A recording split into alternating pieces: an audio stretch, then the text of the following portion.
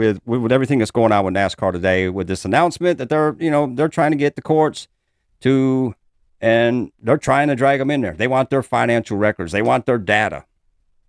They're personal, private, business matters. The legal drama surrounding Michael Jordan's 2311 racing in Front Row Motorsports just took another stunning turn that nobody saw coming. After suffering a devastating court setback this week, both teams have finally broken their silence with a response that's sending shockwaves through the entire NASCAR community. What they're saying about this latest ruling will blow your mind, and it could completely change the trajectory of the most explosive legal battle in NASCAR history. The ripple effects of this confrontation are already being felt throughout the paddock, with industry insiders whispering about potential alliances and backroom negotiations that could reshape the sport's power structure. This bombshell development comes after U.S. District Judge Kenneth Bell delivered what many are calling a crushing blow to the team's legal strategy. The judge not only allowed NASCAR's countersuit to proceed, but also ordered 12 NASCAR teams to hand over 11 years of sensitive financial data to the stock car series.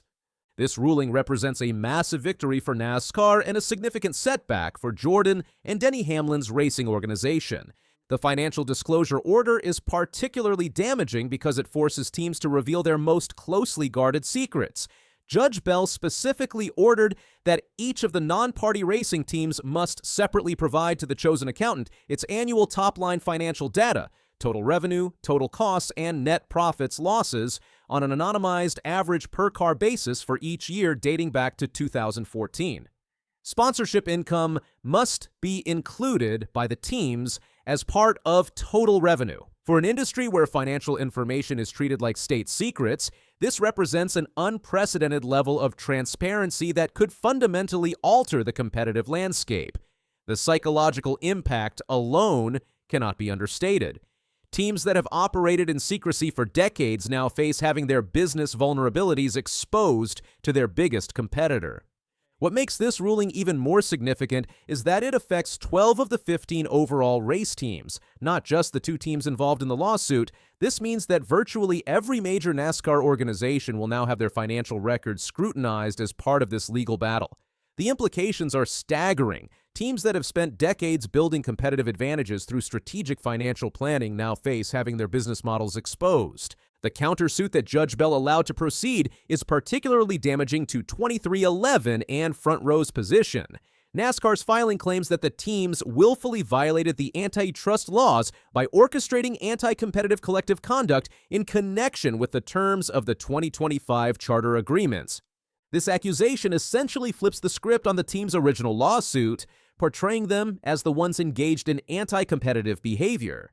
NASCAR's countersuit specifically targets Curtis Polk, described as 2311's owner and sports agent, alleging that he led efforts to coordinate what NASCAR characterizes as illegal collective action.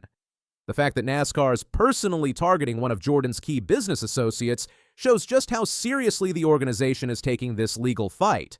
This personal dimension adds another layer of complexity to an already volatile situation. But here's where things get really interesting. 2311 and Front Row's response to these setbacks has been anything but what people expected. Instead of backing down or showing signs of capitulation, their legal team has come out swinging harder than ever before.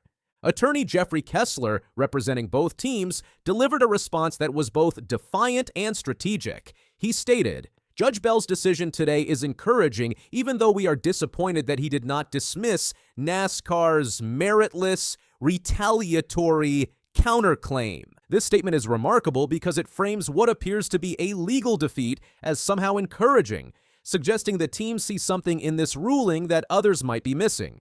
Kessler went even further, stating, "The judge's recognition of many of our arguments, including the efficiency and necessity of joint negotiations and lack of credible evidence, reinforces our confidence that we will prevail in summary judgment." This level of confidence in the face of apparent setbacks suggests that 2311 and Front Row believe they have strategic advantages that haven't been fully revealed yet. The team's characterization of NASCAR's countersuit as a tactic to divide and distract reveals their broader strategy. They're positioning this entire legal battle as being about more than just their individual interests, stating they remain motivated by our original intent to ensure a competitive and fair sport for all drivers, fans, teams, and partners. What's particularly fascinating about this response is how it reframes the narrative. Instead of appearing as two teams fighting for their own financial interests, they're presenting themselves as champions of systemic change in NASCAR. This positioning could prove crucial as the case moves forward, especially if they can convince other teams to support their cause.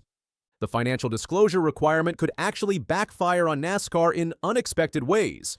Teams have long argued that NASCAR is not financially viable and they need a greater revenue stream and a more permanent length on the charter agreements. If the disclosed financial data supports these claims, it could provide powerful ammunition for 2311 and Front Row's arguments about NASCAR's allegedly monopolistic practices. The fact that only Kehlig Racing has submitted the financial documents NASCAR subpoenaed as part of discovery suggests that other teams are reluctant to comply with NASCAR's requests. This reluctance could indicate broader support for 2311 and Front Row's position than previously understood. Looking ahead, the stakes couldn't be higher. Earlier this month, a judge overruled an injunction allowing the teams to race with chartered status in 2025, meaning they now face losing said charters and the tens of millions that go with them. This puts enormous pressure on both teams to either settle or win their case outright. The confidence displayed by 2311 and Front Row in their latest statements suggests they believe they have evidence or legal arguments that could turn the tide in their favor. Their willingness to continue fighting despite these setbacks indicates they see this as much more than a business dispute. They view it as a fundamental battle for the future of NASCAR. As this legal drama continues to unfold, one thing is certain. 2311 Racing's response to this week's court setbacks shows they're far from finished. Their shocking confidence in the face of apparent defeat suggests this story is far from over, and the biggest surprises may still be coming. Don't miss a single update in this explosive legal battle that's reshaping NASCAR forever. Hit that subscribe button and ring the notification bell so you're the first to know when the next bombshell drops. What do you think? Will 2311 and Front Row's bold strategy pay off, or is NASCAR about to deliver the knockout punch? Drop your predictions in the comments below, and let's see who called it right when this all unfolds.